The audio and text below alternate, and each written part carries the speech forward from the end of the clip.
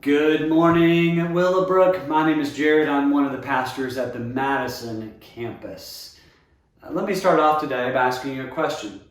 What if I told you I had something that I really loved and wanted to take great care of, and I thought the best way to do that would be to go down to a local river and put it in a basket and watch it sail away? You'd think I was crazy, right? Well, that's exactly the crazy story that we find in Exodus chapter 2, where we are reading today.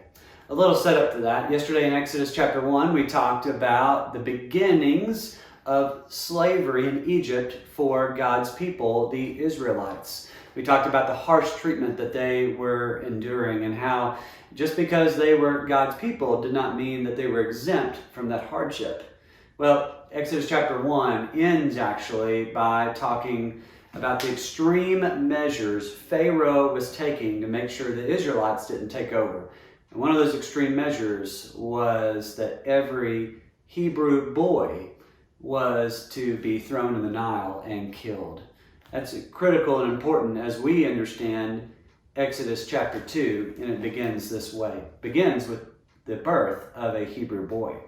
Now, a man of the house of Levi, Exodus chapter 2, verse 1 says, married a Levite woman, and she became pregnant and gave birth to a son. When she saw that he was a fine child, she hid him for 3 months. She's hiding him so that he doesn't have to be put to death. But when she could hide him no longer, babies can't always be hidden. They do grow, they do cry. When she could hide him no longer, here's what she did. She went down to the river and made a basket out of papyrus and coated it with tar and pitch. Then she placed the child in it and placed the child among the reeds on the Nile and watched this baby sail away. What do you think is going to happen? I think you know what happens. Pharaoh's daughter happens to be stepping into the Nile to bathe at that very moment and discovers this baby.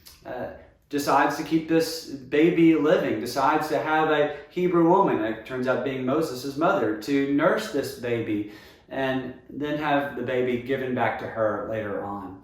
In other words, a Hebrew baby that was supposed to be dead is now living, and not just living, but living in the house, the home of Pharaoh. Pretty amazing story, and it's even more amazing when we understand that this baby boy is Moses. What are we to take away from this story? Well, I want you to take this away, that God's plans cannot be thwarted. When God has a desire for someone's life, nothing can stop God's desire from happening.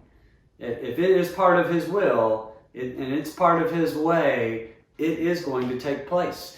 Here's this baby that should not have even been alive, and now this baby is going to be the one that will take God's people, the Israelites, out of captivity in Egypt. Pretty stunning, isn't it? Be confident of this, that God's plans are going to happen. The Bible actually says that though men may make their plans, it is the Lord's will that makes their steps succeed. And so we can be confident that even if we have in our mind what we want to do, it's in the end God who orders our steps. Be confident in the sovereignty of God today. Thank God that He is in charge and not you. And thank God that He does what it takes for His will to happen. Have a great day.